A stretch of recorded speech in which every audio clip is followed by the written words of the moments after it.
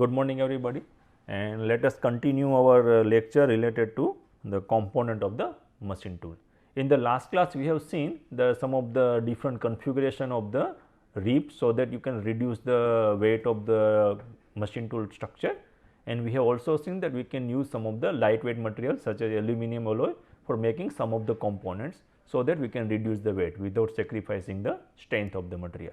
So, these type of options are very important to understand that how we can make the system economically without sacrificing or without actually deviating from the required goal.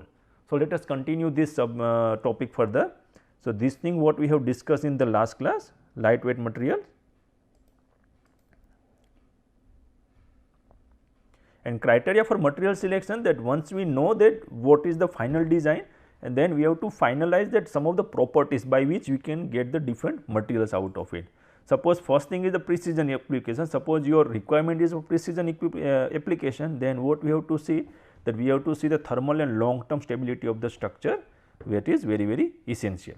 So, you have to find some materials which are not very we have a less thermal coefficient expansion, and also you have to find something which is rigid. So, that long term stability is important, because it will not deform by itself or because of the machining forces, and later case after few years you may get trouble out of trouble from the machines.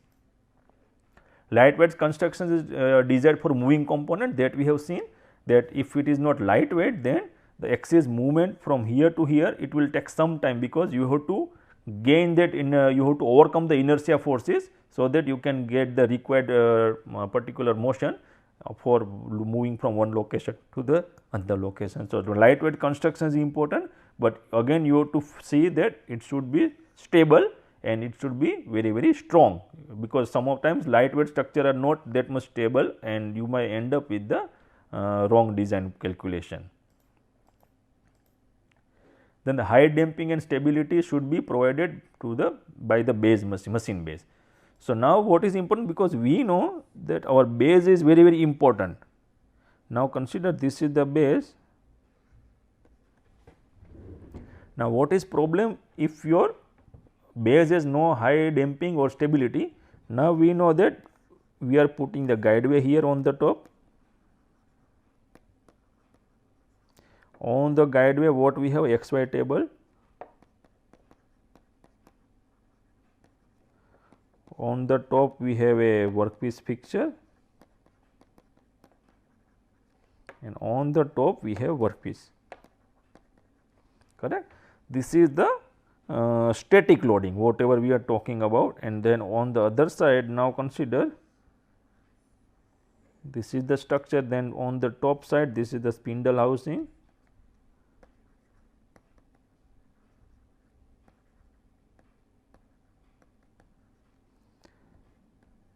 then this is the collet, and then this is the tool, correct. So, now when you do actual machine, that time vibration will be propagated in the different directions, right. So, vibration may go in this direction, vibration will go in this direction also. So, that is related to the damping capacity. So, if because now workpiece fixture, these are the external part, because this will be frequently changed depending on the selection of the workpiece. XY table guideway, these are the fixed, these are the machine components. So, when you decide some material for the XY table and the guideway material, then you have to think about the damping property, because whatever forces occurs here at this location at that time, it will propagate from workpiece to the workpiece fixture, and then it will go to the XY table. So, if your XY table has a high damping,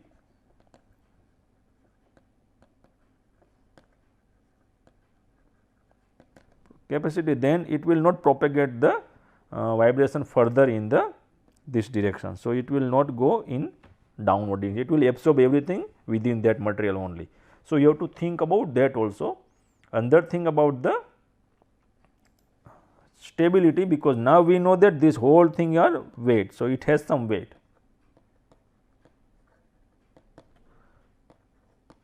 of this component, right.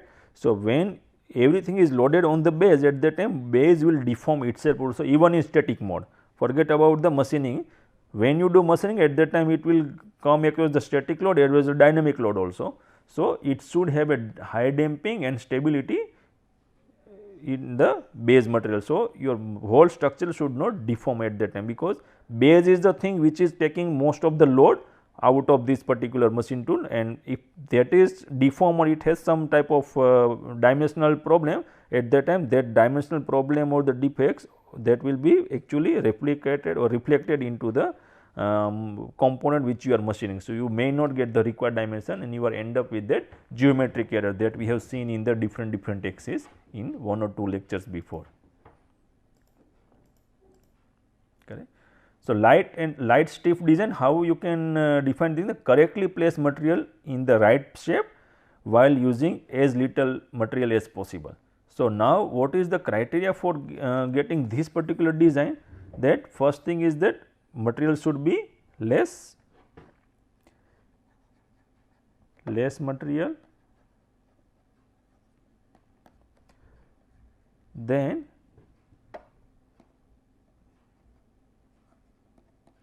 right shape. First you find out the how much material you want to take, it should be less material, then you have to shape it, then you have to find out what is the right shape for making, that we have seen in the different type of rib construction, correct. So, we have to find out how much less material you can use and what is the shape which is giving more stability, and that is now where we have to place this thing. So, then it is a placement,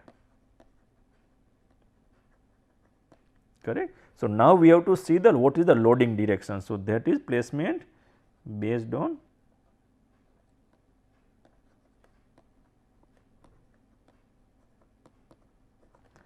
loading or force direction, right. So, you have to see that which direction you are loading. So, if your joint or whatever particular material is in the same direction, then you have to see that what is the strength of that material. So, at that time you have to get the light stiff design based on this particular criteria.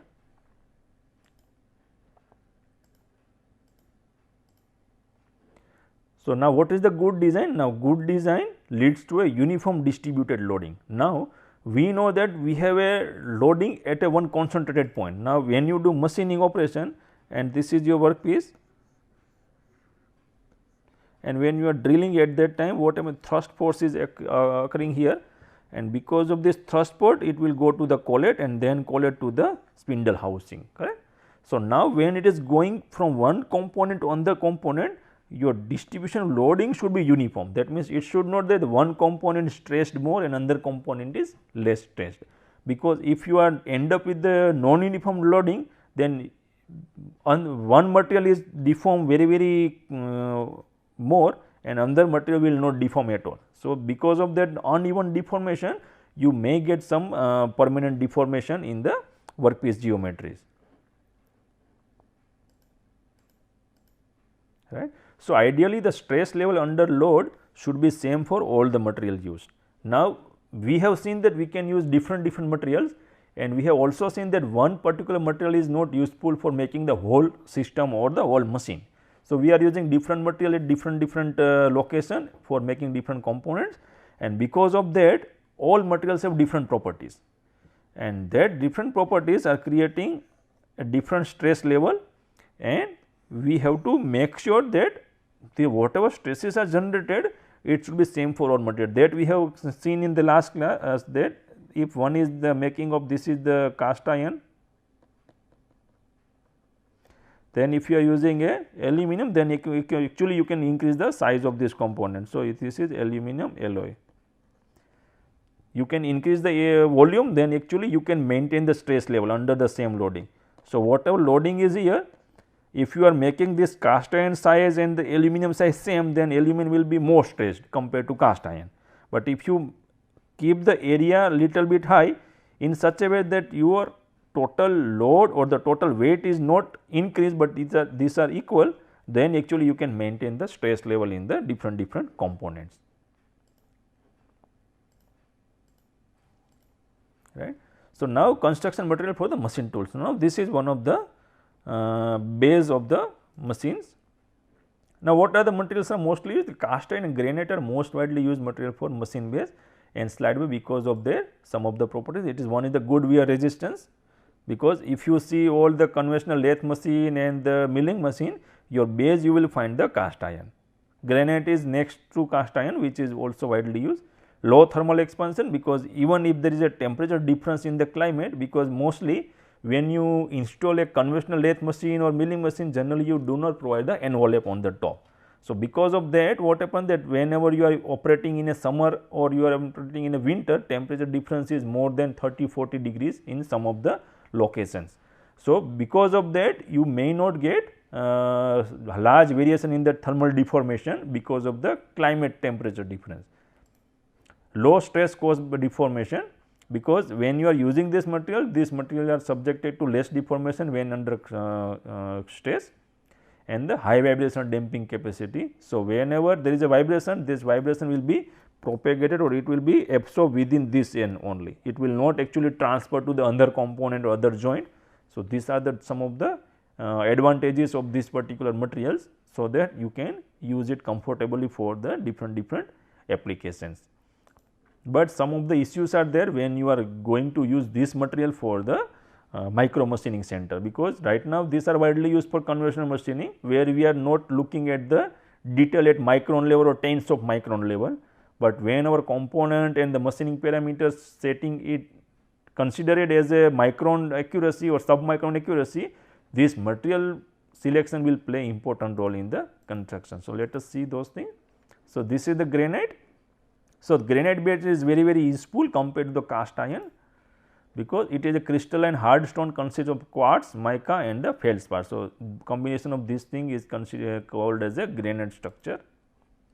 What are the important properties? This has high damping, that means whatever vibrations are there, it will absorb itself, it will not propagate or transfer to the other material. Low thermal conductivity, it is 3.2 watt per meter Kelvin. Low thermal expansion, so it will expand 5 to 6 micron per meter in a per degree of Kelvin change.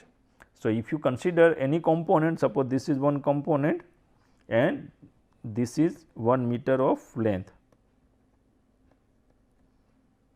1 meter length, and there is a temperature is changed. So, delta K is 1 K. Okay. So, whatever is this 1 K, whatever change you will get, in terms of volumetric change, you will get 5 to 6 micron, correct.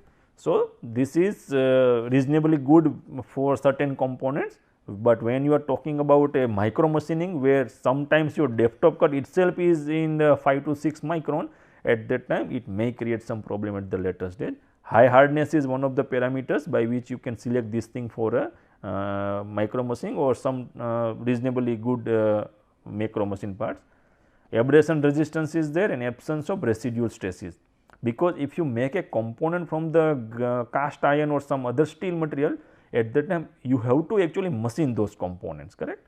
And if when you do machining, at that time there is a cutting forces include. If you go by a casting process or powder metallurgy, there are residual stresses you have to relieve before you use for end operation, but here you will not get a residual stresses. That is one of the advantages, so that you do not need to post process the whatever structure you have fabricated out of the granite. But you same thing you have to do for the cast iron, because after once the processing of this particular structure is over, you have to pass through the stress relieving operation, so that it should not create any problem at the later stage.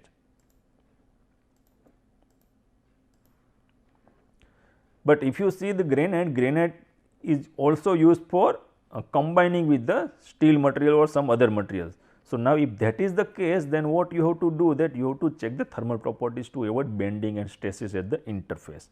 Now, consider now steel has a coefficient of thermal expansion 11 to 13, but it this particular thing is a 5 to 6 only. Now, see how this thing will make difference. Now, consider, let us take one example, that you have a 2 strip. This is the 2 strip and this one as a alpha 1 and this one as a alpha 2. Okay. So, alpha is the coefficient of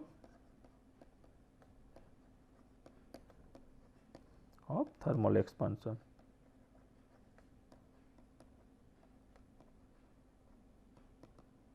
Okay. And consider alpha 1 is higher than alpha 2. Now, you heat this component. Okay. So, this is the interface, now you are heating. Okay. Now, we know that alpha 1 is has high coefficient of thermal expansion. So, this will expand or it will respond very quickly to the temperature change. But now, what is our objective? We want to keep this thing straight. But now, if this is the temperature, then what is happened that finally, you are end up with the bending of this thing, correct, because this will start expanding, but this will not respond quickly because it has a low thermal expansion. So, it will remain within that particular range only where it is where it is expanding, but this will respond to more to the temperature. So, this will bend because now it is more expanded. So, now what is happening here in this particular case? Now, if you have two material, one is the stainless steel and another one is the granite, and you have interface. Okay. So, this is the granite and this is a steel. Now, again you are this both the components are subjected to the heat. Now, what is going to happen? Your steel will expand more compared to the granite, right. So, when you are utilizing or using the combination of this thing, that means you are keeping both the things together, granite and the steel, at that time you have to make sure that temperature is not very fluctuating within that particular system. Even there is a 1 degree or less than 1 degree change, that is enough to create some problem at the interface, or it will create a bending, that is because of this particular thing. Now, if you see, if it is bending more, then what will happen? Interface will be different. Now, this interface may create some problem because now it will slip along this interface because one material is deforming or sliding over the other face because of the temperature difference. So, bending is one of the case and the stresses will be there in the interface, and finally, joint will be loose, and that is what you want to avoid for the long period of time. So, that is what is in terms of granite. So, what is the drawback of the granite? It absorbs moisture, because when you are using this in some type of humid environment where the temperature, you are maintaining temperature, but humidity is very high, then it is creating problem. So, where it is creating? Because when it is humid at that time, it will become very sticky. So, when you are using granite as a micro machining machine tool construction material, at that time the moisture will create important, but there is one of the remedies that either you use into dry environment, you maintain the humidity below a permissible limit, so that still you can use the granite, or other thing what you can do, you provide a sealing of the granite with the epoxy resin. So, once you make this component, then what you do, that you provide the epoxy resin. So, whatever moisture is there, moisture will not come into contact with the granite, and you can actually keep this particular structure safe against the high moisture.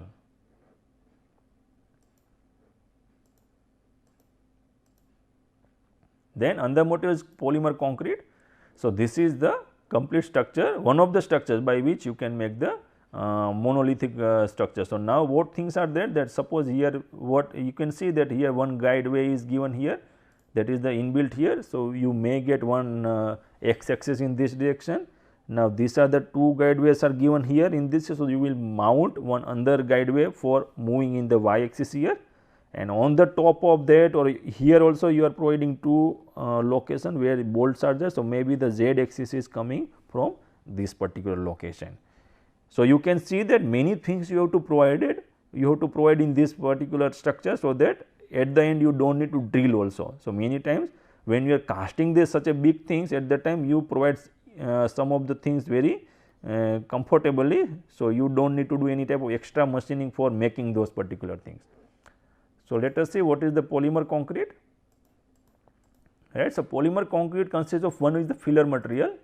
So, what are the filler material? The sand, marble, quartz, pearlite, glass, fiber, dolomite, steel, or the carbon fiber. So, these are the filler material. So, you have to mix this filler material for the resin. So, if you mix two things, what are the resins? Unsaturated polyester, polymethyl methacrylate or epoxy. So, you mix two these things in the presence of catalyst or the accelerant. So, what is the role of this catalyst accelerant? So, they will keep the property of these particular materials intact. So, this thing will not change when you are actually processing those things, and it will also avoid the effect of the external parameters, temperature or maybe the humidity or other things. It will not create any problem. So, you have to add some type of catalyst or accelerant which will actually increase the probability of proper mixing of those two things, and it will also reduce the total time, and all things you have to do at the room temperature. So, once you make two things, you mix it along with the catalyst, then there is a polymerization happens between these all the three things, and then it becomes very, very tough. So, this is the way you can make the polymer concrete. So, polymer concrete is the most suitable machine frame material for the micro milling process. So, why it is so? Let us see this. So, it is up to 10 times higher absorption of the vibration than the cast iron. So, this is one of the examples of the Kern machine. So, that machine we will see the demonstration sometime later. So, this is the vibration amplitude in the cast iron. So, this is the cast iron and this is the vibration amplitude, and time is in terms of the 0.1 second. So, this is 0.1, 0.2, 0.3, and this is the vibration level in +2 - 3 micron. Now, if you see that when there is a vibration of this particular magnitude, it is a 6 magnitude, 6 micron magnitude +or -3, then what is happening here, that it is actually not diminishing to the 0 even after 1 full second. Now, if you consider this is 9 and this is the 1 second, after 1 second still it is there, and if you actually extrapolate this particular graph, it may continue for under 1 second. So, after 2 second or 3 second, you may get a vibration diminish. But if you see the polymer concrete, now initially with the same loading, you are first thing is you are not getting enough vibration here, right. So, it will absorb, and within +or -1 micron, what is going to happen there, within 0.4 or 0.5 micron, your vibration is almost 0 in this case.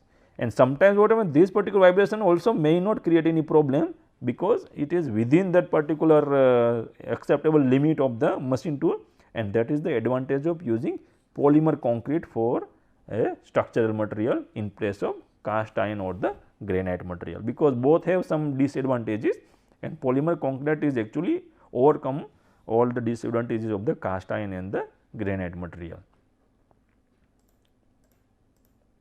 Substantially better thermal stability than the cast iron, superior dynamic and static rigidity, and the lightweight, because now you are using a polymer, and concrete is a polymer is actually the one of the components which is very, very light in weight, and here cast iron, you are granite you are using mostly it is a stone based thing, and you are not mixing anything there. So, its weight is also very high.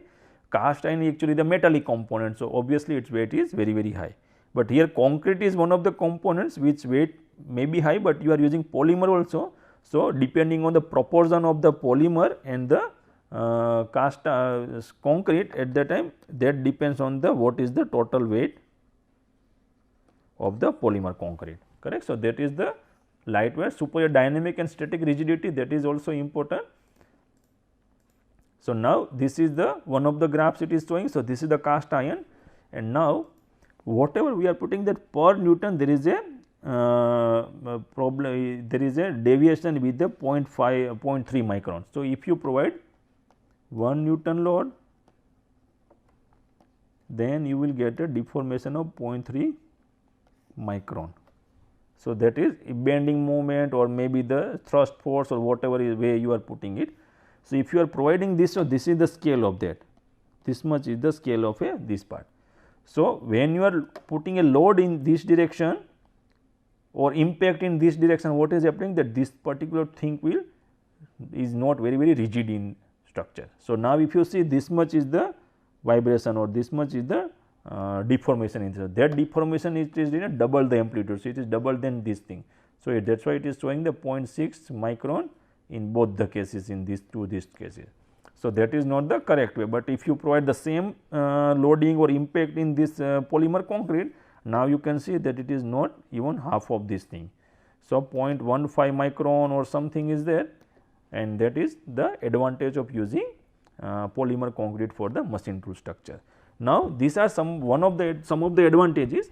Other than that, what you can get the long term stability, and this long term stability is very important, because when you are using at micro scale machining, at that time what you are end up that after 6 months or after 1 year, the machine is not behaving as it should behave after some usage.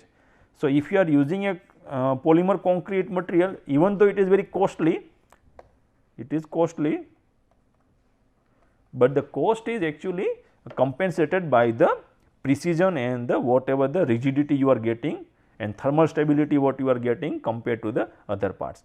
So, that is one of the advantages why you are using costly material, but still it is compensated, cost is compensated with respect to the different parameters and the long term stability of the machine tool.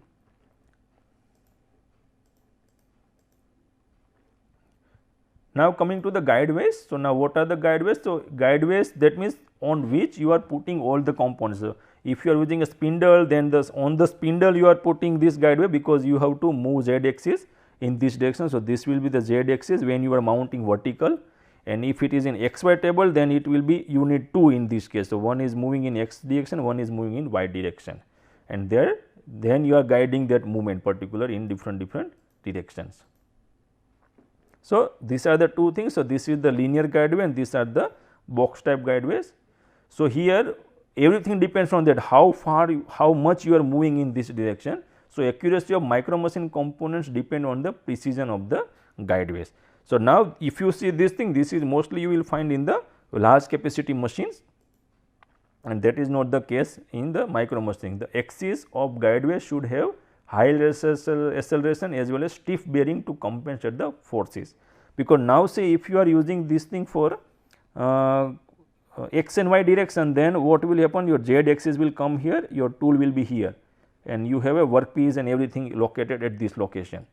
So, when you are moving in x direction or y direction, you have to actually encounter first is the acceleration, how quickly you are moving your workpiece in these two directions under the effect of forces. That means, when you do machining with high depth of cut, you will end up with the more machining forces, or you are going with a high feed rate, then again you can get the more forces in the machining process. So, it should have high acceleration, because you quickly want to complete the particular processing step, but it should have high stiff bearing or the overall stiffness. Let us not consider only bearing only, overall stiffness is more important, so that it can compensate the forces which are acting during the machining operation. So, in the next lecture what we will see, that we will continue this guideway, that what are the different guideways and which guideway we can use for the micro machining center, that we will cover in the next class. Thank you very much.